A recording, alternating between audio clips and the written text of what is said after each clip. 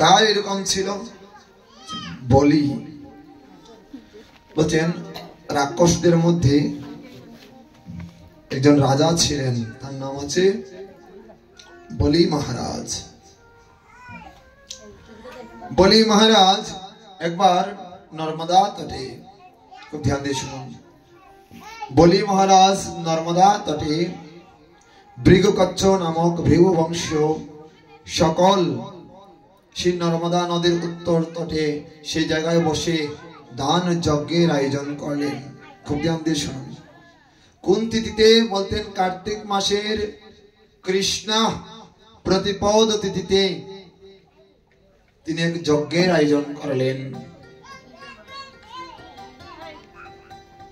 দেশে দেশে প্রচার হলো বলি মহারাজ দান যজ্ঞে ব্রতী নিয়েছেন। সবাই লোকপাল সকল আসলো, একে একে সবাইকে দিচ্ছেন, যে যা চাইছে তাই দিচ্ছেন। হঠাৎ করে ভগবান তাকে পরীক্ষা করার নিমিত্তে একদম বাচ্চার ন্যায় বামন, বামন শব্দের অর্থ ব্রাহ্মণ আবার বেটো, একদম বাচ্চার চলে ছোট একটা বাচ্চা হয়ে 5 বছরের ন্যায় বালক এরকম ব্রাহ্মণে বেশে স্বয়ং ভগবান তার সামনে অবতীর্ণ হলেন। তার মোহমায়ায় এমন আষ্টে পৃষ্ঠে রইলেন, সেই বলি মহারাজ তাকে দর্শন করে তার হৃদয়ের প্রতি যেন তার ভালোবাসা বেড়ে গেল। কে সেই বালক? তার মধ্যে এত জ্যোতি কিসের? খুব ধ্যান দিয়ে শুনি। এত জ্যোতি কিসের? তার মধ্যে এত প্রকাশ কিসের? সেটা না না না না জানতে হবে। তিনি তার যজ্ঞ থেকে উঠে গিয়ে দাঁড়ালেন। কে ব্রাহ্মণ আপনি? আচ্ছা, আমি। আমার পরিচয় জেনে কি করবে? তুমি দান যজ্ঞে ব্রতী নিয়েছো, তোমাকে যা চাই আমি, তুমি তাই দাও আমায়। আমি তোমার কাছে যা চাই তুমি আমায় তাই দাও। ধ্যান দেই ভক্তবৃন্দ, ভগবান বামনদেব তার শ্রীমুখে যখন এই কথাগুলো বললেন, তখন বলি মহারাজ বলছেন আপনি কি চান বলুন। বলছে আমি কিছুই চাই না, আমি শুধুমাত্র, তুমি প্রতিজ্ঞা করো তারপরে বলছি আমি কি চাই। বলছেন আগে বলুন। বলছে আমি ত্রিপদ ভূমি চাই। তিনি হাসতে আরম্ভ করলেন, আপনি যদি চান ত্রিপদ ভূমি দিয়ে আপনি কি করবেন? 3 পা ভূমি দিয়ে আপনি কি করবেন? আপনি কাজ করুন, আপনি আমার একটি রাজ্য নিয়ে নিন, আপনি একটি গ্রাম নিয়ে নিন, প্রয়োজনে আপনি অর্থ ইত্যাদি সারা জীবনের যা খরচ হয় তা নিয়ে নিন। আপনি এমন কিছু চান যার দ্বারা আপনি সারা জীবন বসে বসে খেতে পারেন। আজকেই তার সুবর্ণ সুযোগ রয়েছে।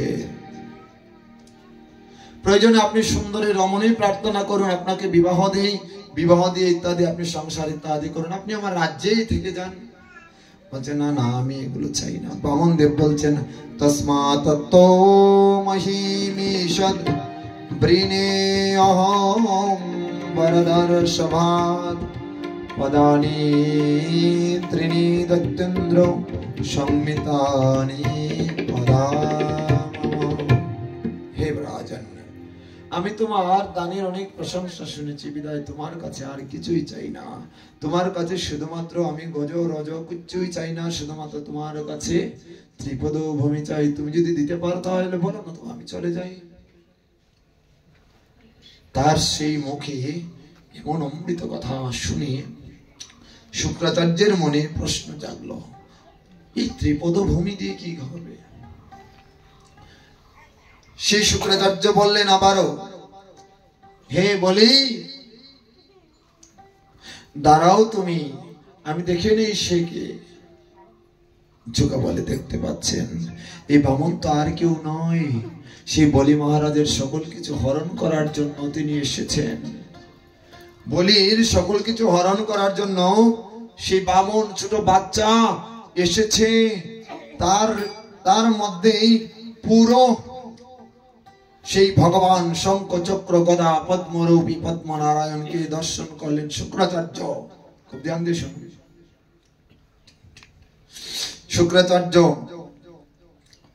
শুক্রাচার্য বললেন, হে বলি, তুমি জানো না সে কে? তুমি দান দিও না। বামনদেব বলছেন, বলি আমি কি চলে যাব? মহারাজ আমি কি চলে যাব? না না, আপনি দাঁড়ান। আমি দান যজ্ঞে ব্রতী নিয়েছি, এমন আপনি ব্রাহ্মণ এসে যদি আপনার গৃহে কোনো ব্রাহ্মণ যদি আসে, তাকে যদি কোনো কিছু দান না করেন, দান যজ্ঞে ব্রতী নিয়ে, তবে তো গৃহের অকল্যাণ হবে। বলি মহারাজের নামে তো জগতে দুর্নাম রটিয়ে যাবে। তাই এক কাজ করুন, আপনি একটু দাঁড়ান। শুক্রাচার্য বলছেন, বলি তিনি আর কেউ নয়, তিনি বিশ্ব ব্রহ্মাণ্ডের মালিক, তিনি বিষ্ণু নারায়ণ এসেছেন। ছলনা করে দেবতার ইন্দ্রদেরকে সকল কিছু দিয়ে দিবেন, তোমার কাছ থেকে সবকিছু হরণ করে দেবতাদের দিয়ে দিবেন। তুমি দান দিও না, দান দিও না, দান দিও না। তখন বলি মহারাজ বলছেন, বলি মহারাজ বলছেন, কি বলছেন? বলি মহারাজ বলছেন শুক্রাচার্যকে, যে গুরুদেব এই বিশ্ব ব্রহ্মাণ্ডের যিনি মালিক, তিনি যদি আমার কাছে নিতে আসেন, আমার তো বলতে কিছু নাই, তো আজকে যখন দান যজ্ঞে ব্রতী নিয়েছি, তিনি যা ইচ্ছা চেয়ে নেক।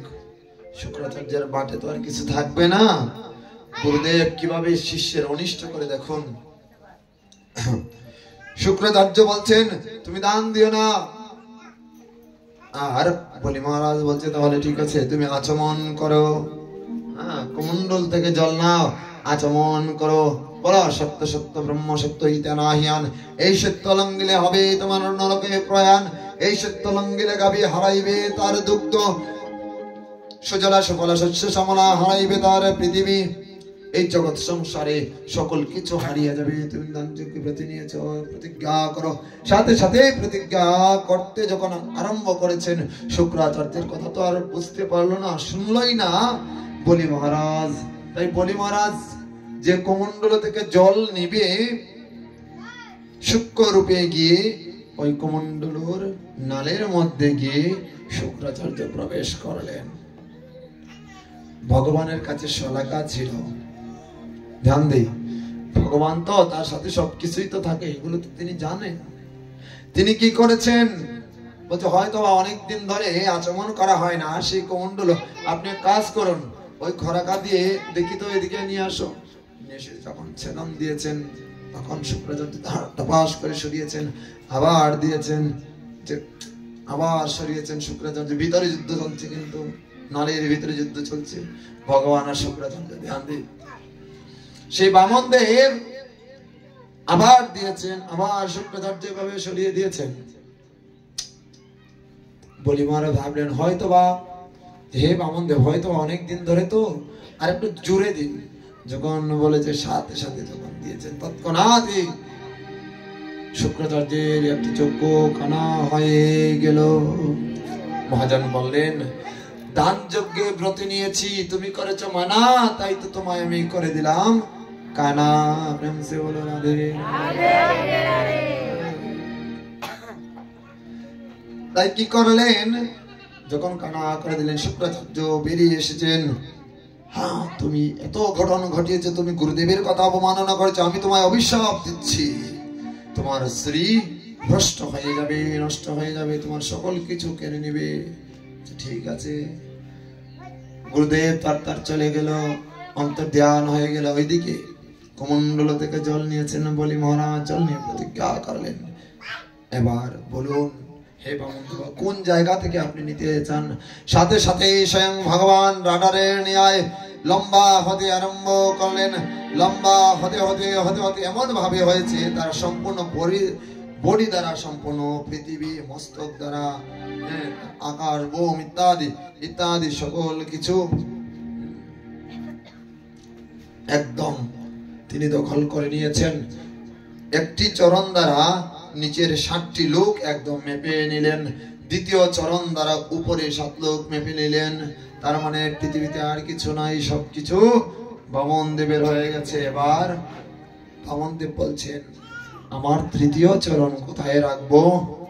তোমার সকল কিছুই তো আমায় দিয়ে দিয়েছ। তখন বলছে, প্রভু হে ভগবান, এতই যখন কৃপা করেছেন, জগতে যে দান গ্রহণ করে তার মাহাত্ম্য বেশি, নাকি যে দান প্রদান করে তার মাহাত্ম্য বেশি? ভগবান বলছেন, দানি যদি না করে দান করবে কি করে? তাই জগতে যারা দান দেয় তারা হচ্ছে সব থেকে মহৎ। যারা দান গ্রহণ করে তাদের থেকেও যারা দান প্রদান করে তাদের গুরুত্ব অনেক, তাদের মহত্ব অনেক, তারাই সব থেকে বড় হয়। তাই তুমি হচ্ছ এই জগতের দানি। হে প্রভু, কৃপাই যখন করেছেন, এই শরীরটা নিয়ে শুধুমাত্র পৃথিবীতে এসেছিলাম, আর যা কিছু আছে সব তো তুমি হরণ করেই নিলে। তাই শুধুমাত্র এক কাজ করো, তোমার কৃপা করে তোমার তৃতীয় চরণ আমার মস্তকে প্রদান করো। যখনই ভগবান সেই বামন দেয় তার তৃতীয় চরণ তার মস্তকে দিলেন, সাথে সাথে একদম ধপাস করে একদম নিচের দিকে চাপিয়ে দিলেন, রসাতলে নিয়ে গেলেন। জয় জয় শ্রী রাধে। সাথে সাথে বলি মহারাজ প্রণাম করলেন, হে ভগবান এত কৃপা করলেন। বলি মহারাজের সতী সাধ্বী স্ত্রী বৃন্দাবলী বলছেন, ভগবান এই জগতে তো আমাদের কিছু নেই, তাই এমন কৃপা করুন যাতে আপনার কাছে সদা সর্বদা থাকতে পারি। ঠিক আছে, তোমার কীর্তি জগৎ অবিনাশী থাকবে, দানের মধ্যে তুমি মহান দানী হবে।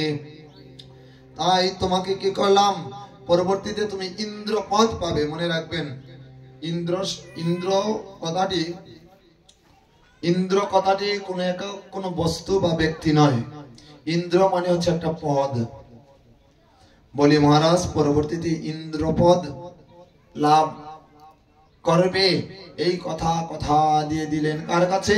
বলি মহারাজকে আশীর্বাদ করে দিলেন, পরবর্তীতে তুমি ইন্দ্রপদ লাভ করলে। কিন্তু এখন তুমি যাও, এখন তুমি গিয়ে সুতল লোকে প্রবেশ করো, তোমার স্ত্রী পুত্র যারা আছে সবাইকে নিয়ে সুতল লোকে প্রবেশ করো।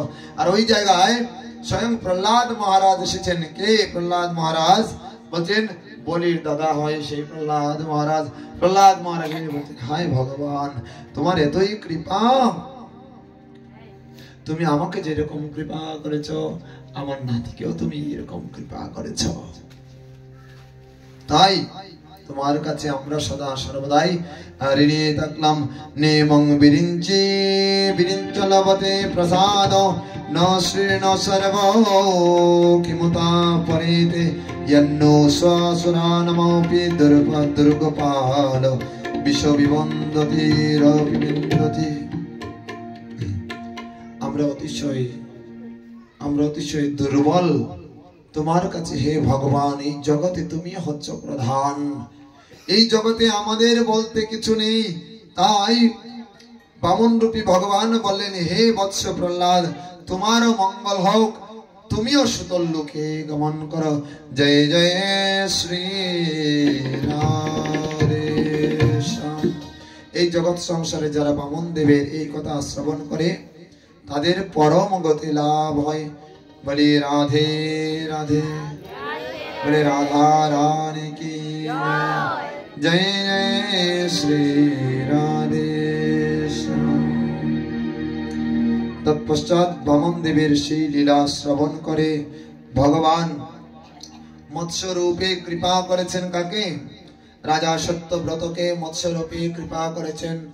তার দ্বারা ঔষধ, বীজ, আয়ুর্বেদ সকল কিছু উদ্ধার করে ভগবান তার কাছে নিয়ে গিয়েছেন মৎস্য রূপে। যখন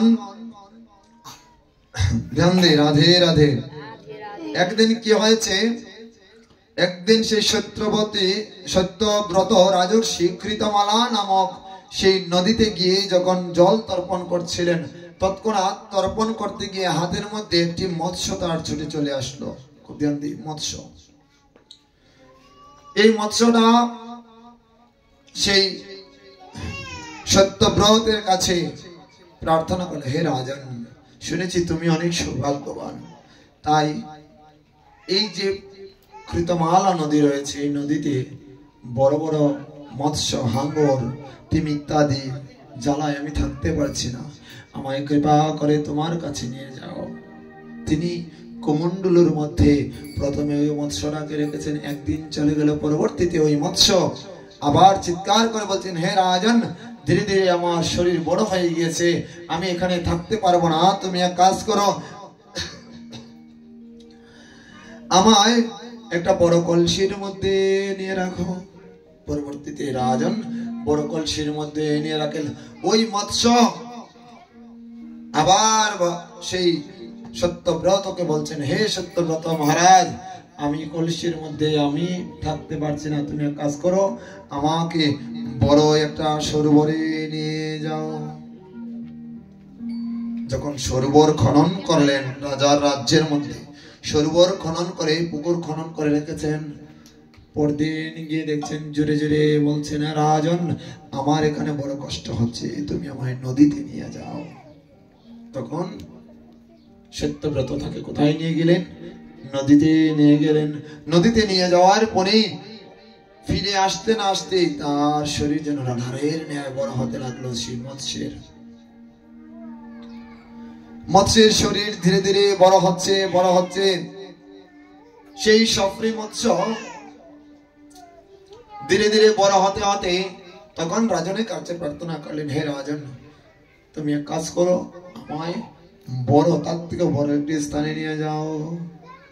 যখন নিয়ে গেলেন সমুদ্রে, সমুদ্রে নিয়ে যাওয়ার পরে তখন বললেন, কে তুমি, কে তুমি, এত কৃপা করেছো আমায়, তুমি নিশ্চয়ই সাধারণ মৎস্য নও, তুমি নিশ্চয়ই ভগবান।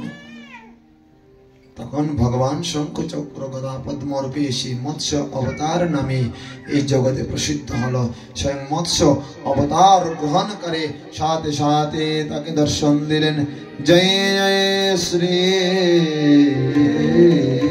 রাধে শ্যাম নিতাই গৌর সীতানাথ প্রেমানন্দে হরি হরি।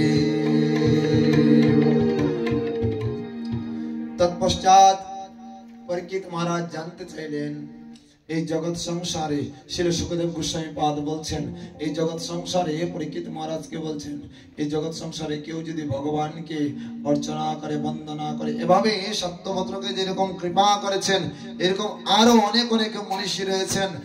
শুধু তাই নয়, নভগের পুত্র নাভাগের পুত্র অম্বরীশ মহারাজকে সেই কৃপা করেছেন ভগবান। কিভাবে কৃপা করেছেন বলছেন, অম্বরীশ মহারাজ পরম প্রতাপী রাজা ছিলেন। খুব ধ্যান দিয়ে শুনেন।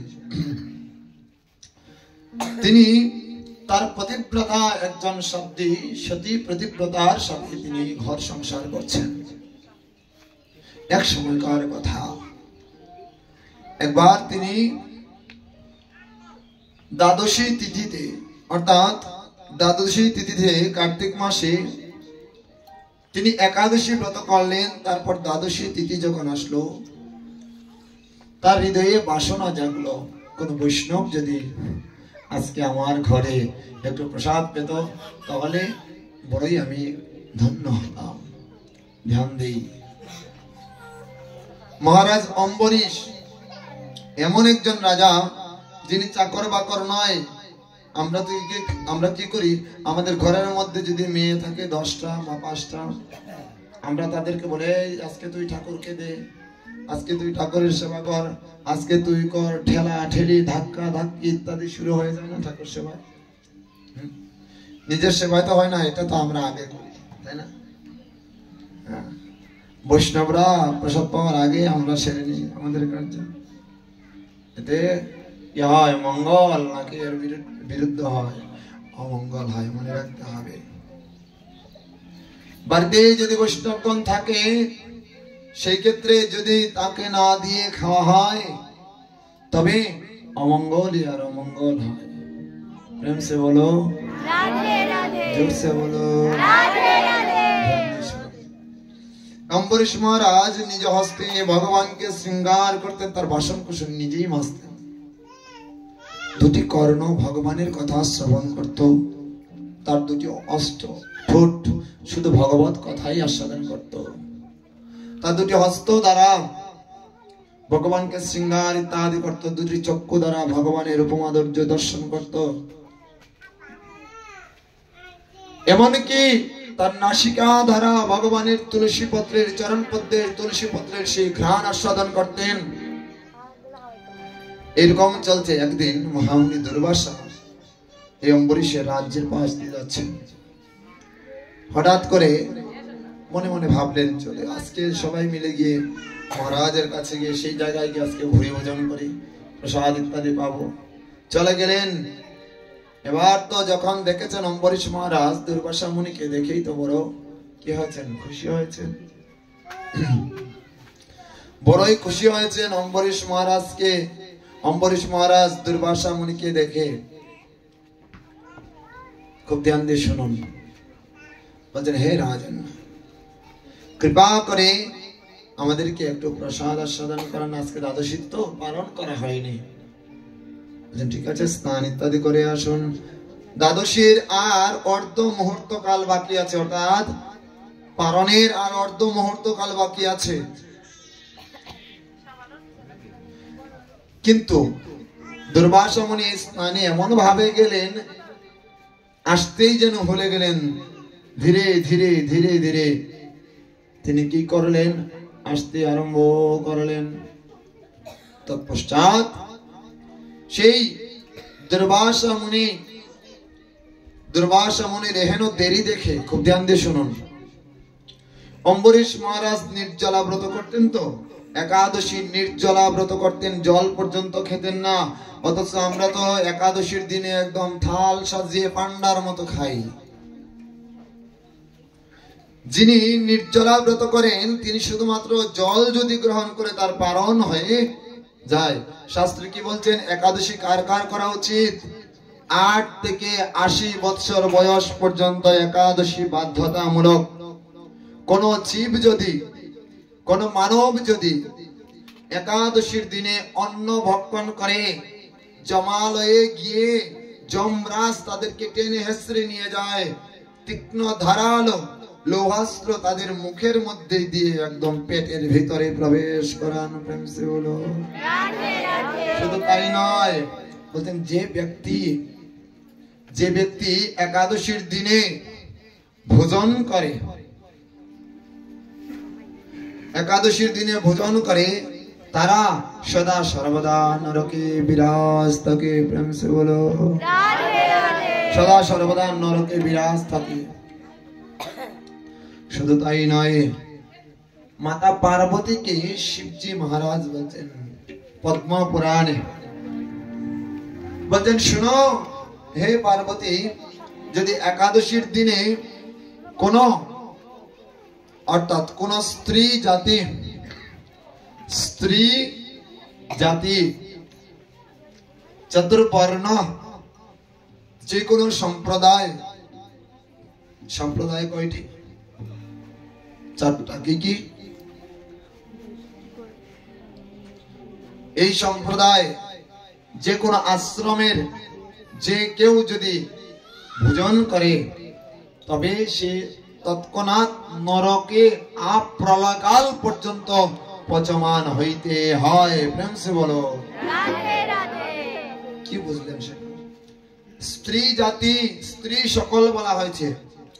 স্ত্রী সকল আশ্রমে যারা রয়েছে, আশ্রম হচ্ছে 4টি, তথা ব্রহ্মচর্য, গৃহস্থ, আর কি বানপ্রস্থ আর সন্ন্যাস। এবার আপনারও তো গৃহস্থ না, নাকি ব্রহ্মচর্য, নাকি সন্ন্যাস? গৃহস্থ। তার মানে আপনাদেরকেও একাদশী ব্রত করতে হবে। এই আন্ডারের মধ্যে আপনিও ঢুকে আছেন, তার মধ্যে আপনিও রয়েছেন। শুধু তাই নয়, বলছেন স্ত্রী জাতি, স্ত্রী সকল বলছেন। স্ত্রী জাতি বলতে বোঝানো হয়েছে মেয়ে থেকে শুরু করে বৃদ্ধ পর্যন্ত, অর্থাৎ 8 থেকে শুরু করে 80 বছর বয়স পর্যন্ত প্রতিটা জীবকে একাদশী ব্রত করতে হবে। বর্ণ সমূহ, বর্ণ মানে কয়টি? বর্ণ কয়টা? 8টা। কয়টা? 4টা বর্ণ। চতুর্বর্ণময়া শ্রেষ্ঠং গুণ কর্ম বিভাগশ তস্য কর্তারম অপিমান বিদ্ধি অকর্তারম অব্যয়ম। কেউ যদি এই 4টি বর্ণের ব্রাহ্মণ, ক্ষত্রিয়, বৈশ্য, শূদ্র কেউ যদি একাদশী ব্রত না করে প্রলয়কাল পর্যন্ত ঘোর নরকে পচমান হইতে হয়, তাদের উদ্ধার হয় না। তাই একাদশী ব্রত বাধ্যতামূলক। আপনি যদি না পারেন নির্জলা, আপনি জল পেয়ে করুন, দুগ্ধ পেয়ে করুন, ফলাহার করুন, ফলাহার করুন। আপনি সবজি ইত্যাদি পেয়ে তৎপশ্চাৎ আপনি অন্নটা খাবেন না। কেননা একাদশীর দিনে ব্রহ্মা স্বয়ং অন্নের মধ্যে অবস্থান করেন বিধায় অন্ন জাতীয় কেউ যদি কোনো কিছু গ্রহণ করে তবে সে ব্রহ্ম হত্যার পাপ তার গায়ে লাগে। শুনুন, সে ব্রহ্ম হত্যার পাপ তার গায়ে অবশ্যই লাগে। তাই একাদশীর দিনে কোনোভাবেই কোনো কিছু গ্রহণ করা যাবে না। তার মানে কি গ্রহণ করা যাবে বলছেন? একাদশী 3 ভাবে করা যায়। কয় ভাবে? প্রথম হচ্ছে নির্জলা উপবাস। যদি কেউ করতে পারে, নির্জলা উপবাস করে কেউ যদি তার হৃদয়ে একটা বাসনা করে, ভগবান তার একটা বাসনাই পূর্ণ করে। প্রেম সে বলো রাধে রাধে। এত কৃপা রয়েছে নির্জলা ব্রতে। দ্বিতীয় হচ্ছে জল ফল ইত্যাদি আহার করে। জল ফল ইত্যাদি আহার করে। তাও যদি না পারেন, পরদিন আপনি কি করবেন? পরবর্তীতে তৃতীয় মমে কি আপনি খেয়ে দিয়ে করুন, যত ইচ্ছে খান, তথাপিও একাদশী ব্রতটা পালন করুন। অন্ন জাতীয় কোনো কিছু খাওয়া যাবে না। অন্ন বলতে কি? পঞ্চশস্য বর্জন। ধান দ্বারা যা কিছু তৈরি, ধান, জব, গম দ্বারা যা কিছু তৈরি, ভুট্টা, ডাল, সরিষা, এই দ্বারা যা কিছু রয়েছে সকল কিছু পরিত্যাগ করতে হবে। আর বাদ বাকি তো সবকিছু খাচ্ছেন। আলু খেয়ে খেয়ে সারাদিন কাটানো যায়। অনেক বাবা বলে আমার বয়স হয়ে গেছে বাবা 50, একাদশী ব্রত করতে পারি না। মা বলে একাদশী ব্রত করতে পারি না। আর যখন স্বামী স্ত্রীর মধ্যে যখন ঝগড়া শুরু হয়, তখন একজন রাতে শোবার মধ্যে দেখবেন একজন পশ্চিমমুখী আর একজন পূর্বমুখী, দুইজন দুই মুখ হয়ে ঘুমিয়ে আসে, না খায়। ওই দিন আর খাওয়া দাওয়া নাই। তোমার সংসার আমি করব না, তোমার খাওয়াবো আমি খাবো না। ওই দিন একাদশী থাকে। অথচ ভগবানের সাথে রাগ করে একবার করুন না একাদশী ব্রত। হলো যদি জাগরণের কথা বলেন, যে রাত্রে জাগরণ করলে 50% ফল লাভ হয়ে যায়। এমনিতেই আপনি খেয়ে দিয়ে করলেও জাগরণের মাধ্যম দ্বারাই কেবল 50% ফল লাভ হয়ে যায়। তারপরে শুনছি একাদশী ব্রত করলে কি হবে? 50% ফল লাভ হয়ে যায়। এবার মা বাবা বলবে বাবা সংসারে সকল কাজ করে জাগরণ করা সম্ভব না। অথচ আমাদের মতো ছেলে পোলাপান সারা রাত্র দেখবেন টেলিফোন করে তার প্রেমিক প্রেমিকার সাথে সারা রাত জাগরণ করে। পাওয়ার ব্যাংক লাগে, আগে তো ব্যাটারি পাল্লাই তো, এখন পাওয়ার ব্যাংক লাগে, সারা রাত টেলিফোন করে শোনা যায়। ঘুম থেকে উঠে না, মা ডাকে গোপাল ঘুম থেকে উঠে, বাবা সারা রাত মা লেখাপড়া করেছি, সারা রাত তো পড়াশোনা করেছে, ক্লাস করেছে, বিদায় আর ঘুম থেকে উঠতে পারছে না, দেরি করে উঠছে। ধ্যান দেই। তাই ভক্তবৃন্দ জাগরণ করতে হবে। দেখবেন কতদিন আমরা জেগে থাকি, রাত 1টা 2টা পর্যন্ত। এমনিতেই আমরা গ্রামের মানুষও, টাউনের মানুষ তো ঘুমাই 1টা 2টায়। আর এখন গ্রামের মানুষের ওই যে পরশ লেগে গিয়েছে, হ্যাঁ, এবার তারাও 1টা 2টায় ঘুমায়। অথচ একাদশীর দিন দেখবেন 10টার সময় শুয়ে পড়েছে, ওই দিন ঘুম আসে। কলি মহারাজ ঘাড়ে চাপে তো, তাকে সরাতে হবে, তাকে সরাতে হবে, মেরে মেরে সরাতে হবে। প্রেম সে বলো তাই একাদশী ব্রত করলে কি হয়? প্রথম কথা, আমাদের আয়ু বৃদ্ধি পায়। একটা নির্জলা একাদশী ব্রত করবেন, আপনার আয়ু বাড়বে। যত নির্জলা করবেন আপনার আয়ু বাড়বে। আর যত খাবেন তাড়াতাড়ি যাবেন, যত কম খাবেন থাকবেন। খুব ধ্যান দিয়ে শুনুন, খাবারের মধ্যে আয়ু নিহিত রয়েছে। খাবারের মধ্যে প্রতিটা মানুষের আয়ু রয়েছে, নিহিত রয়েছে। যেরকম ব্রহ্মা যখন আপনাকে সৃষ্টি করলেন, তৎপশ্চাৎ আপনি কতটুকু খাবেন এই বিশ্ব ব্রহ্মাণ্ডে এসে, তার কত অন্ন ধ্বংস করবেন, সেটা তিনি লিপিবদ্ধ করেছেন, লিখে দিয়েছেন একদম। হয়তো আপনার বয়স অনুসারে আপনার 40 মণ চাল খাওয়ার আপনার সেই রকম যোগ্যতা আছে, তার মানে আপনার বয়স প্রায় 100 হয়ে যাচ্ছে। আবার কাউকে লিখে দিচ্ছেন না তুমি মাত্র 50 বস্তা চাল খেতে পারবে, কাউকে আবার 25 কেজি চাউলেরও সিদ্ধান্ত দিয়ে দিলেন। কেউ যদি মনে করে যে আপনি যদি চান, ধরেন এখানে কেউ আছেন সারাদিনে 1 কেজি চালের ভাত খেতে পারেন, হাত তুলুন। আধা কেজি চালের ভাত কে খেতে পারেন, হাত তুলুন, তাকে আমি পুরস্কৃত করবো। নাই, একজন নাই। সারা জীবন কি কর্ম করছেন আপনারা? টিচার, শিক্ষকগণ, এই স্কুলের মধ্যে শিক্ষিকাগণ সারা দিন রাত পরিশ্রম করছে, ভূতের ন্যায় গাধার ন্যায় পরিশ্রম করছে সবাই, ঠিক না? সারাদিন পরিশ্রম করে দাদা, আধা কেজি চালও যদি আমি খেতে পারি না, তবে এই পরিশ্রম কিসের জন্য চিন্তা করুন। মিছা মায়ায় বদ্ধ হয়ে বৃক্ষ সম হয় না, শুধু বৃক্ষের ন্যায় পড়ে আছি। গাধার পিঠের মধ্যে চিনির বস্তা যদি দেন, সে দিনান্তে একটু ঘাস পাওয়ার নিমিত্তে, ওই চিনির বস্তা সারাদিন বয়ে বেড়ায়। আমরা মনে করি আমরা হচ্ছে 1 নম্বর গাধা। তাই তো আমরা সারা দিন রাত পরিশ্রম করছি সংসারের তলে, অথচ বৃদ্ধকালে ওই যে আমরা বলি না, যখন মারা যায় বৃদ্ধ, আহারে কত পরিশ্রম করছে, সারা জীবন কত পরিশ্রম করেছে, শীষ দিচ্ছে কেন? কই গেল সে? কেন? হাউস করা উচিত ছিল, যে আমি এখন করছিলাম ভাই, হাউসটা করতে মানে সাউন্ডগুলো পার্ট আছে, এমনিতেই সাউন্ডের সমস্যা, আরো সে চলে যায়, পরে ফোন লাগান, এই জায়গায় বসতে হবে ওরে, আজকে ওরে শিক্ষা দেবো আমি, পাঠান বা ডাক দিন, ফোন করেন, প্রেম সে বলো রাধে রাধে। তাই ভক্তবৃন্দ, সারাদিনে খেতে পারি না, গাদার ন্যায় পরিশ্রম করি, আমরা এক একজন গাদা হয়ে বসে আছি, ধ্যান দিই। তাই গাধার আয়ু কমে দিন দিন না বাড়ে, আমরা শুধু খাই দাই আর ঘুমাই। পশু যেই রকম করে আচরণ, আমাদেরও আচরণ ওই রকম হয়ে গিয়েছে বর্তমানে।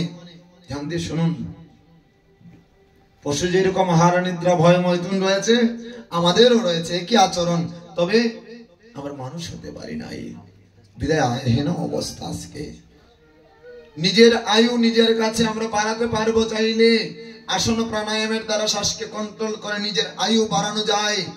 এটা পঞ্জিকায় রয়েছে, এটা গীতায় রয়েছে, এটা ভাগবতে রয়েছে, সর্বশাস্ত্রে রয়েছে, বেদের রয়েছে। নিজের আয়ু নিজে বাড়াতে পারবেন, ধ্যান দিয়ে শুনুন।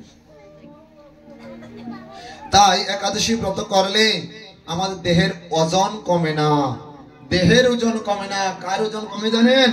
আমাদের পাপের ওজন কমে। প্রেম সে বলো রাধে। এটা হচ্ছে আমার বাণী, দেখবেন প্রতিটা একাদশী পোস্টে আমি লিখি যে একাদশী ব্রত করলে দেহের ওজন কমে না, পাপের ওজন কমে, ধ্যান দেই।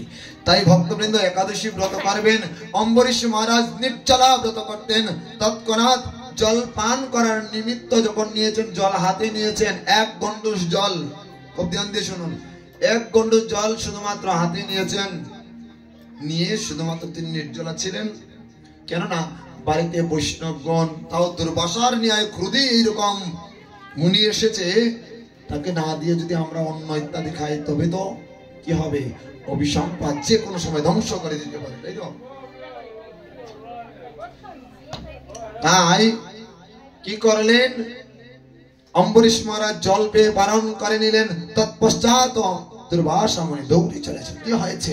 হ্যাঁ, তোমার ন্যায় রাজা, তোমার মতো রাজা আমি শুনেছিলাম তুমি খুব অতিথি পরায়ণ, কিন্তু আজকে দেখছি তোমার মতো দুরাচারী আর কেউ হয় না।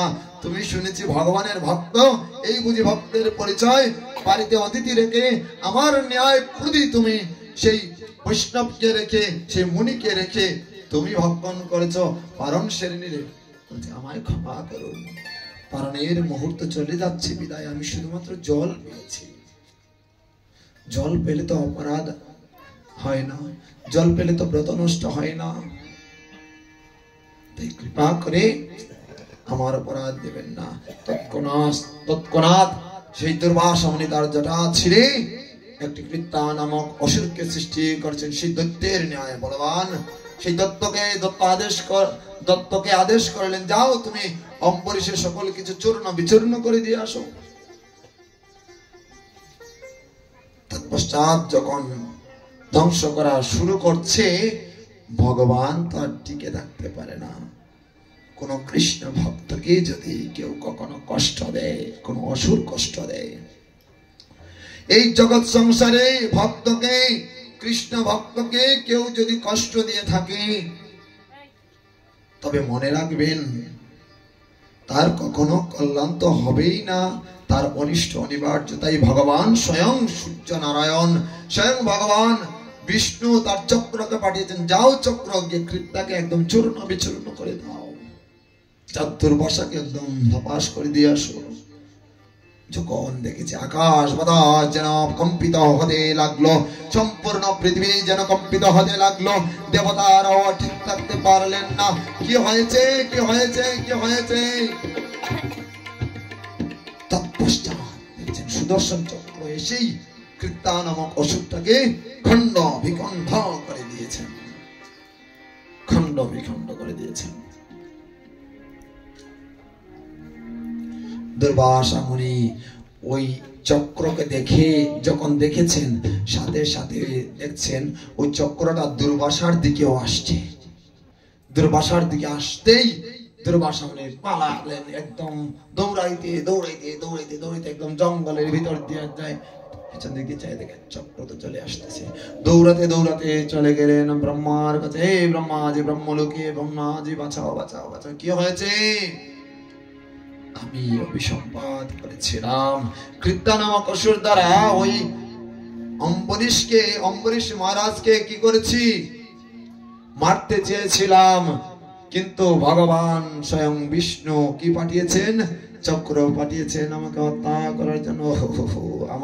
আমি কিছু করতে পারবো না, তুমি যাও, তুমি যাও কৈলাসে, হয়তো মহাদেব এই জায়গায় রয়েছেন, তিনি হয়তো কোনো বিধান দিতে পারেন। যখন কৈলাসে দৌড়াতে দৌড়াতে গেলেন, আমায় বাঁচান বাঁচান, রক্ষা করুন, আমায় রক্ষা করুন। মহাদেব বলছেন, কি হয়েছে বৎস? হে ভগবান, হে ভগবান মহাদেব, আমি এক তত্ত্ব দ্বারা অম্বরীশকে অপমান করেছি, তাই ভগবান বিষ্ণু আমায় চক্র পাঠিয়েছেন। তো আমার কাছে কেন এসেছো? যাও যাও, যে পাঠিয়েছে তার কাছে যাও। তৎক্ষণাৎ দৌড়ে গেলেন কোথায়, বৈকুণ্ঠে গিয়ে ভগবানের চরণ পদে আছাড় পড়লেন। ভগবান বলছেন, কি হয়েছে দুর্বাসা? ক্রুদ্ধ ভালোভাবেই দেখাচ্ছিলে, নিজেকে আবার বাঁচাও। ভগবান, আমার ভুল হয়ে গিয়েছে, আমায় ক্ষমা করো। বলছেন, না, তোমাকে আমি ক্ষমা করতে পারবো না। তুমি যে ভক্তের চরণে অপরাধ করেছো, তুমি তার চরণে গিয়ে ক্ষমা প্রার্থনা করো, তবেই সে যদি তোমায় ক্ষমা করে, তবে তোমার ক্ষমা হবে। তাই তো সাধু বৈষ্ণব আসলে তাদেরকে প্রণাম ইত্যাদি করতে হয়, তাদেরকে সুন্দরভাবে রাখতে হয়, খুশি রাখতে হয়। ধ্যান দেই, বৈষ্ণব চরণে হয় যদি ক্ষুদ্র অপরাধ, মহামহা ভজনিতা পরে যায় বাদ। বৈষ্ণব দেখে যার হয় না নত মুন্ড, সেই মুন্ড পরে গিয়ে নরকের কুণ্ড। ধ্যান দেব কথার মধ্যে। তুমি যাও অম্বরীশের চরণে গিয়ে ক্ষমা প্রার্থনা করে যাও। সাথে সাথেই মহামুনি দুর্বাসা দৌড়ে চললেন কার কাছে? অম্বরীশ মহারাজের কাছে গিয়ে প্রণাম করলেন। কেন? আমায় বাঁচাও, বাঁচাও। কি হয়েছে? আমি তো বাঁচাতে পারি না, আপনি মুনি শ্রেষ্ঠ, আপনি আমার চরণ ছেড়ে দিন। আমার ভুল হয়ে গেছে, আমায় ক্ষমা করো। দেখুন, জীব যখন তার নিজের ভুল বুঝতে পারে, যারা ভগবানের প্রকৃত ভক্ত তারা ক্ষমা করে দেয়। তাই তো জীবকে কোনোভাবেই ভক্তের চরণে অপরাধ করা যাবে না। যিনি ভগবানের প্রকৃত ভক্ত, তিনি মনি তথাপিও, ক্রোধী মনি তথাপিও দেখুন ভগবান তাকে রক্ষা করেছে। তখন সেই অম্বরীশ মহারাজ সেই সুদর্শন চক্রের ध्यान करছেন सुदर्शनं नमस्तेभ्यं सहस्राराच्युतोप्य सर्वस्त्रघातिनो विप्राय स्वस्ति भूयिरोस्पते। हे भगवान আপনার সুদর্শন চক্রকে শান্ত করুন। তৎপশ্চাৎ ভগবান তার সুদর্শন চক্রকে তার কাছে নিয়ে গেছেন। জগৎ সংসারে জয় জয়কার আরম্ভ হতে লাগলো যে অম্বরীশ এরকম পরম প্রতাপী রাজা, একজন ভগবানের শ্রেষ্ঠ ভক্ত, তাই তার এইরূপ চরিত্র কীর্তন করেন যারা যারা শ্রবণ করে তাদের কেবল কি লাভ হয়? ভগবত ভক্তি লাভ হয়। আর যে মহাত্মা ভক্তি বলে এই হরি কথা, এই ভগবানের কথা স্মরণ করেন, শ্রবণ করেন, মনন করেন, তিনি বিষ্ণুর অনুগ্রহ লাভ করেন।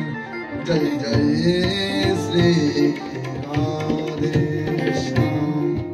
তাই অম্বরীশ মহারাজ আনন্দ করে দিব্য আনন্দ করছেন। আজকে দুর্বাসা মুনিকে নিয়ে আমরা একটু আনন্দ করি, চলুন। কালী কমলি ওয়ালা মেরা यार है, मेरे मन का मोहन तो दिलदार है। काली कमली वाला मेरा यार है,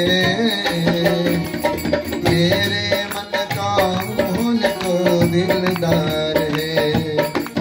मेरा यार है तेरा दिलदार है, तो मेरा यार है तेरा दिलदार है। ओ काली कमली वाला मेरा यार है, मेरे मन का मोहन को दिलदार है।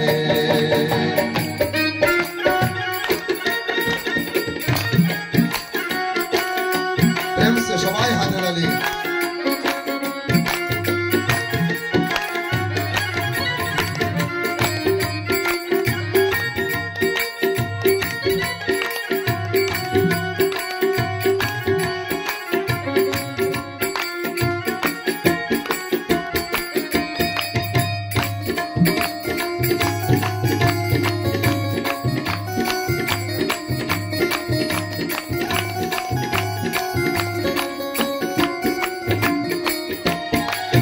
मनमोहन में तेरा दीवाना, गाँव में बास या तेराना।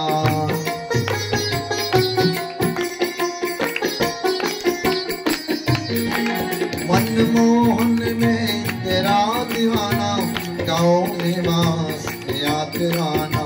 गाँव में बास या तेराना, गाँव में बास या तेराना। शमशानों में तेरा रजवार है, तेरे मन का मोहन तो दिलदार है। ओ काली कमली वाला मेरा यार है, मेरे मन का मोहन तो दिलदार है।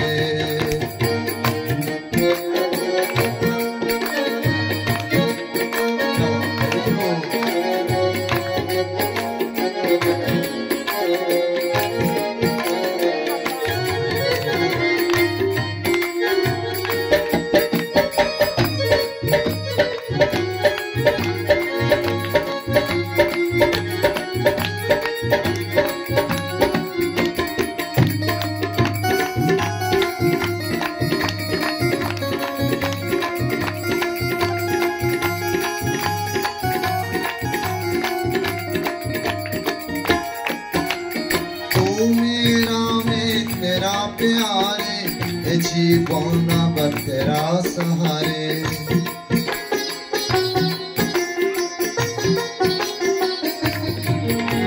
तू मेरा में तेरा प्यारे जीवन तेरा सहारे। जीवन अब तेरा सहारे, जीवन अब तेरा सहारे। तेरे हाथ इस जीवन है पतवार है, मेरे मन का मोहन तो दिलदार है। ओ काली कमली वाला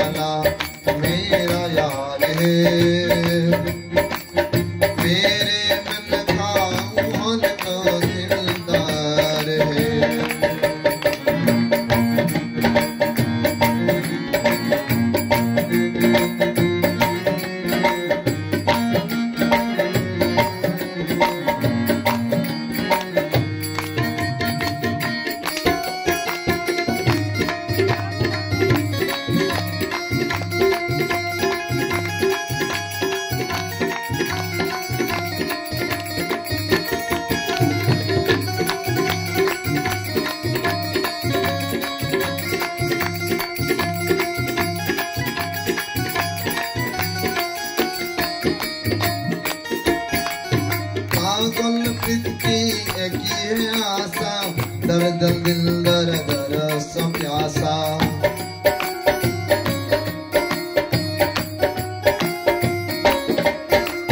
पागल पृथ्वी एक है आशा दर्द दिल दर्शना को प्यासा दर्द दिल दर्शना को प्यासा दर्द दिल दर्शना को प्यासा तेरे हर दुख पे मुझे एतबार है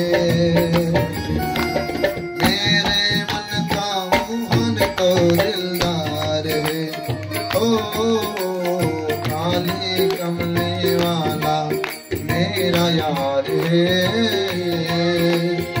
मेरे मन का मोहन तो दिलदार है तो मेरा यार है तेरा दिलदार है तो मेरा यार है तेरा दिलदार है ओ काली कमली वाला मेरा यार है मेरे मन का मोहन तो दिलदार है ओ काली कमली वाला मेरा यार है मेरे मन का मोहन तो दिलदार है मेरे मन का मोहन तो दिलदार है मेरे मन का मोहन तो दिलदार है। बोले अम्बरीश महाराज की बोले कृष्ण कन्हैया लाल की जय जय श्री राधे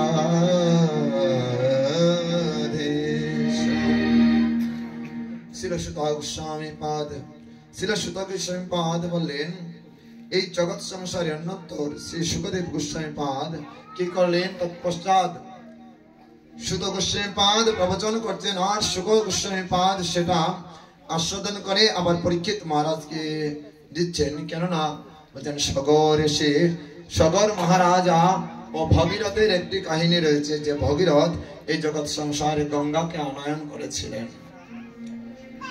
কি হয়েছিল একবার মহারাজ সগর একটি যজ্ঞের আয়োজন করলেন কি যজ্ঞ অশ্বমেধ যজ্ঞ অশ্বমেধ যজ্ঞ ঘোড়াকে বেঁধে ওই জায়গায় যজ্ঞের মধ্যে আহুতি দেওয়া হতো খুব ধ্যান দিয়ে আবার মন্ত্রপুতের মাধ্যম দ্বারা প্রাণ প্রতিষ্ঠা করা হতো এইরকম ছিল ধ্যান দিয়ে শুনুন তাই রাজা সগর সেই ঘোড়াটাকে যখন বেঁধেছিলেন যজ্ঞের মধ্যখান থেকে ইন্দ্র কি করেছেন ঘোড়াটাকে হরণ করে নিয়ে গিয়েছেন ইন্দ্র কি করেছেন ঘোড়াটাকে হরণ করিয়ে সে ভগবান কপিল দেবের আশ্রমে নিয়ে রাখলেন বেঁধে ইন্দ্র লুকিয়ে পড়েছেন সগর তার ৬০,০০০ পুত্রকে পাঠিয়ে দিলেন প্রথম পত্নী সগরের প্রথম পত্নী হচ্ছেন সুমতি সুমতির গর্ভ থেকে ৬০,০০০ পুত্রের জন্ম হলো সেই ৬০,০০০ পুত্রকে পাঠিয়ে দিয়ে যাও তোমরা গিয়ে দেখো অশ্ব কোথায় রয়েছে ঘোড়া কোথায় রয়েছে তাকে খুঁজে নিয়ে আসো তখন তারা দৌড়তে দৌড়তে খুঁজতে খুঁজতে কোথায় গেল সে ভগবান কপিল মুনির আশ্রমে গিয়ে দেখতেন ঘোড়াটা একদম বেঁধে রেখেছে কে জিজ্ঞেস না করে মনে করেছেন কপিল দেবকেই মনে করেছেন যে তিনি চুরি করেছেন চুরি করেছিল কে জোরে বলি কে ইন্দ্রদেব চুরি করেছিল আর এই সগরের ৬০,০০০ পুত্র মনে করেছে যে হয়তো ঘোড়াটাকে চুরি করে কপিল মুনি নিয়ে এসেছে তাই কপিল মুনিকে ভৎসনা করতে আরম্ভ করলো যা ইচ্ছে তাই বলেছে কপিল মুনি সম্পূর্ণ শরীর যেন ধ্যান মগ্ন ছিল এবং জ্যোতি বের হলো তৎক্ষণাৎ যখন কপিল মুনি সেই সকল রূঢ় ভাষা শুনেছেন চোখ খুলতেই সগরের ৬০,০০০ সেই পুত্র তৎক্ষণাৎ তারা ভস্ম হয়ে গেল এবং তাদেরকে কোথায় পাঠিয়ে দিলেন তাদেরকে তৎক্ষণাৎ একদম গোবিন্দায় নমঃ খুব ধ্যান দিয়ে শুনুন তাই সগরের দ্বিতীয় পত্নী নাম হচ্ছে কেশিনী কেশিনীর গর্ভ থেকে যে সন্তান তার নাম হচ্ছে অসমঞ্জস সেই অসমঞ্জসের সকল পুত্রগণ অংশমানকে পাঠালেন, যাও তো অংশমান, তুমি গিয়ে দেখো তো তোমার ভাইয়েরা আসছে না কেন, তোমার দাদুরা আসছে না কেন। তাই অংশমান যখন গেলেন, গিয়ে কপিল মুনির আশ্রম প্রবেশ করলেন, গিয়ে দেখছেন অশ্বটি ওই জায়গায় বাঁধা রয়েছেন। তিনি জিজ্ঞেস করলেন, হে মুনিবর, আমার সেই দাদাগণ কোথায় রয়েছে? বলছেন, তারা আমায় কি করেছিল, আমায় ভৎসনা করেছিল, আমি তাদেরকে একদম পাঠিয়ে দিচ্ছে জায়গা মতো, একদম জায়গা মতো পাঠিয়ে দিচ্ছি। তাহলে কি করতে হবে? বলছে, তুমি যদি গঙ্গা জল দিয়া তোমার সেই, তুমি নিজে অংশমান, তুমি নিজে যদি গঙ্গা জল দিয়ে তোমার ওই 60,000 দাদাদের যদি উদ্ধার করতে পারো, গঙ্গাকে যদি পৃথিবীতে আনয়ন করতে পারো, তৎপশ্চাৎ তাদের উদ্ধার হবে। সেই তারা পাতালে প্রবেশ করে, পাতাল থেকে একদম রসাতল থেকে একদম তলাতলে চলে যাবে। তৎপশ্চাৎ কি করলেন? ক্ষমা ভিক্ষা চাইলেন। ক্ষমা ভিক্ষা চেয়ে বলছেন, আপনি কৃপা করে ক্ষমা করে দিন আমাদের। বলছেন, যা বলেছি তাই করে, একমাত্র এটাই রাস্তা রয়েছে। তৎপশ্চাৎ সাথে সাথে সগরের কাছে গেলেন। অংশমান গিয়ে সকল ঘটনা খুলে বললেন। ধ্যান দেই। তাই অংশমান তার পুত্র দিলীপকে বললেন যে, পুত্র তুমি এক কাজ করো, আমার সময় তো ঘনিয়ে এসেছে, তুমি আরাধনা করো, গঙ্গা দেবীর প্রার্থনা করো। তখন গঙ্গাকে দিলীপ আনয়ন করতে পারলেন না। ওইদিকে সগর মহারাজা অশ্বটাকে পেয়ে তাদের যজ্ঞ পূর্ণ করলেন। কেননা যজ্ঞ যদি সৃষ্টি হয় বা যজ্ঞ যদি করা হয়, যজ্ঞ পূর্ণ না করলে দেশে কি হয়? অঘটন ঘটতে পারে। অনাচার, অতিবৃষ্টি, অনাবৃষ্টি, মানুষ অভাব অনটনে মারা যাবে। তাই যজ্ঞটাকে কি করলেন? সমাপন করলেন। তাই দিলীপ কি করলেন? দিলীপ বছরের পর বছর আরাধনা করে গঙ্গাকে নিয়ে আসতে পারেনি, গঙ্গা প্রীতি হলেন না। তৎপশ্চাৎ গঙ্গা কি করলেন? ভগীরথ যখন গঙ্গার আরাধনা করলেন, তখন ভগীরথকে দর্শন দিয়েছেন গঙ্গা দেবী। ভগীরথ বলছেন, হে মাতা, আপনি কৃপা করে আমার পূর্ব সকল 60,000 সেই পুত্রকে আপনি উদ্ধার করুন। তখন কি করেছেন? গঙ্গা দেবী বড় প্রসন্ন হয়েছেন। বলছে, ঠিক আছে, তাহলে উদ্ধার করব, তুমি প্রার্থনা করো ভগবানের। ধ্যান দেই। সেই ভগবানের আরাধনা করতে আরম্ভ করলেন। গঙ্গা দেবী কোথায় রয়েছেন? গঙ্গা দেবী দর্শন দিয়েছেন ভগীরথকে। ভগীরথ বলছেন, গঙ্গা আপনি আপনাকে কোথায় পাওয়া যাবে? বলছে, আমি ভগবানের চরণ তলে থাকবো সদা সর্বদা। তাই ভগবানের চরণ তলে গঙ্গা দেবীর উৎপত্তি হয়েছে। ভগবান বিষ্ণুর চরণ থেকে উৎপত্তি হয়, তার নাম হচ্ছে বিষ্ণুপদী, তার নাম দেওয়া হয়েছে। ধ্যান দিন। বিষ্ণুপদী যখন আসছে, তখন ভগবান বলছেন যে গঙ্গা যদি একদম সরাসরি যায় তবে পাতালে প্রবেশ করবে, এই পৃথিবীতে থাকবে না, সরাসরি নিচের দিকে চলে যাবে। আর পৃথিবী সম্পূর্ণ কি হবে? একদম প্লাবিত হয়ে সকল জীব জন্তু ইত্যাদি যারা রয়েছে সবাই মারা যাবে। তাই গঙ্গার ব্যাগটাকে ধারণ করার জন্য কাউকে নিয়োগ দাও। তখন মহাদেবকে নিয়োগ দিলেন। ধ্যান দিই। মহাদেবকে নিয়োগ দিলেন। তাই দেখবেন মহাদেবের জটার মধ্যে গঙ্গা দেবীকে ধারণ করলেন। যখন বিষ্ণুর পদ থেকে গঙ্গা যখন পৃথিবীতে আসতে লাগলো, তখন কৈলাসে কি করলেন? ভগবান সেই মহাদেব তার জটার মধ্যে সকল গঙ্গাকে তিনি রাখলেন। দেখেছেন মহাদেবের মাথার মধ্যে যে গঙ্গা এরকম বাঁকা করে একটা স্রোত আছে না, এই হচ্ছে গঙ্গা। তখন মহাদেবের আরাধনা করলেন। আবার আরাধনা করতে আরম্ভ করলেন। ভগীরথ আরাধনা করতে আরম্ভ, হে ভগবান আপনি কৃপা করে দিন। তখন সেই কপিল দেবের ছেলে ওই জায়গায় বসে আরাধনা করছিল, একজন বৈষ্ণব। ধ্যান দে। ওই জায়গায় বৈষ্ণব একজন মুনি বসে আরাধনা করছিল। মুনি কি করলেন? মুনি ওই জায়গায় বসে যখন আরাধনা করছিল, ভগীরথ তাকে বললেন যে কৃপা করে আপনি মার্গদর্শন করান। বলছে, আমি যে একমাত্র এই গঙ্গাকে স্বয়ং ভগবান বিষ্ণু চরণ থেকে যে উৎপত্তি হয়েছে মহাদেবের মাথায়, মহাদেবের মাথা থেকে যখন পড়বে তখন আমি সেটা গ্রহণ করতে পারবো। নতুবা বেশি যদি গ্রহণ করি, অর্থাৎ বেশি যদি পৃথিবীতে পড়ে তবে পৃথিবী তলিয়ে যাবে। তাই আমি অল্প অল্প করে গ্রহণ করব। তিনি পুরোটাই গ্রহণ করে একদম পেটের মধ্যে ঢুকিয়ে নিলেন। এবার পেট থেকে যদি আবার গঙ্গাটাকে যদি বের করা হয়, এটাকে বমি বলা হয়, বমন। বমন করলে কোনো জিনিস কাজে লাগে না। আবার ভগীরথ প্রার্থনা করতে আরম্ভ করলে, হে হে মুনিবর, কৃপা করে আপনি কোনো এক দিক নির্দেশনা দিন। তাই ধ্যান দেই, তাই কি করলেন, ওই মুনি তার উরু মানে জানু, এই জানুটা কেটে ওই জায়গা দিয়ে গঙ্গাকে পৃথিবীতে আবার অবতরণ করালেন। তাই বিদায় জানু কেটেছিলেন, বিদায় সে গঙ্গার আরেক নাম জাহ্নবী। প্রেম সে বলো জাহ্নবী মাইয়া কি। আবার এই জাহ্নবী মাতা ধীরে ধীরে ধীরে ধীরে আসতে লাগলো। আস্তে আস্তে সেই ভগীরথ গঙ্গাকে পৃথিবীতে আনয়ন করলেন, বিদায় গঙ্গার আরেক নাম ভাগীরথী। প্রেম সে বলো ভাগীরথী মাইয়া কি। নামগুলো মনে রাখার প্রয়াস করবো। তাহলে গঙ্গার উৎপত্তি থেকে ভগবানের শ্রীচরণ পদ্ম থেকে, তার থেকে কে নিয়েছে, মাতায় সেই শিবজি মহারাজ ধারণ করেছিলেন। সেই 60,000 ওই ঋষি মুনি, অর্থাৎ 60,000 এই সগরের পুত্র যে ছিল, তাদের গঙ্গা আনয়নের মাধ্যম দ্বারা তারা সবাই কি করলো, আবার উদ্ধার হয়ে গেল। মহর্ষি কপিলের আশ্রমে এসে, পবিত্র সেই কপিলের আশ্রমে এসে আবার তারা উপনীত হলো। কপিলের কাছে ক্ষমা চাইলেন। বস্মীভূত সকল সন্তানগণ আবার মুক্ত হইল। প্রেম সে বলো রাধে রাধে। ধ্যান দিই, যারা এই কথা শ্রবণ করে তাদের সকল অপরাধ ক্ষমা হয়ে যায়। প্রেম সে বলো। এক একটা অধ্যায়, এক একটা স্কন্ধ, এক একটা অধ্যায় যদি কেউ শ্রবণ করে তাদের এক একটা ফল হয়।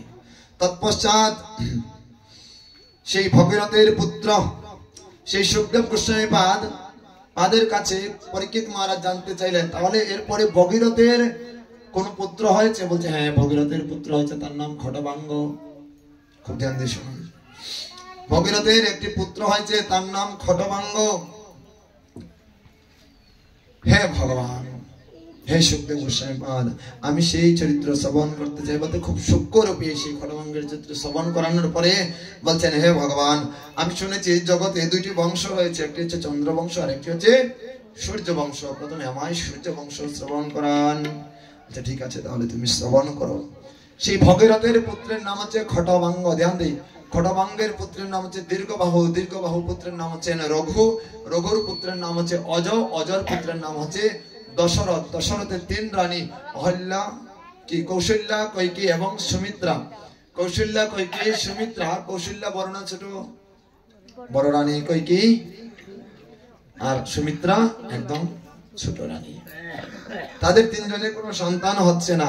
তাই দশরথ মহারাজ পুত্রেষ্টি যজ্ঞের প্রার্থনা করলেন শ্রী গুরুদেবের বিশ্বামিত্র মুনির মাধ্যম দ্বারা, এবং এবারের মাধ্যম দ্বারা কি করলেন, পুত্রেষ্টি যজ্ঞে আরম্ভ করলেন। পুত্রেষ্টি যজ্ঞের শুভ সূচনা হয়েছে। ভগবান কৃপা করেছেন, ভগবান স্বয়ং ভগবান কৃপা করে একটি চরু দিলেন। চরু মানে একটি প্রসাদ দিয়ে দিলেন। এটা 3 রানীকে খেয়ে দিলেন। 3 রানী ঘর থেকে একদম ফুটফুটে বাচ্চা জন্ম নিয়েছে।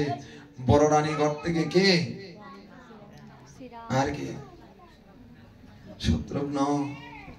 আর আরেকজন রানীর ঘর থেকে কে এসেছেন, ভরত। আরেকজনের রানীর ঘর থেকে লক্ষণ। তিনি সবকিছু করেন ভক্ষণ। রাধে রাধে। যাই হোক, রাম লক্ষণ ভরত শত্রুঘ্ন 4 ভাইয়ের জন্ম হলো, আবির্ভাব হলো বলিয়ে ভগবান রামচন্দ্র কি। ধ্যান দিন, সেই 4 ভাই বিবাহ ইত্যাদি করেছেন, পিতৃসত্য পালনের জন্য বনে গিয়েছেন ভগবান রামচন্দ্র। এটা রামচরিত কথা অনেক বিশাল বড়, 9 দিন রামচরিত কথা শ্রবণ করতে হয়।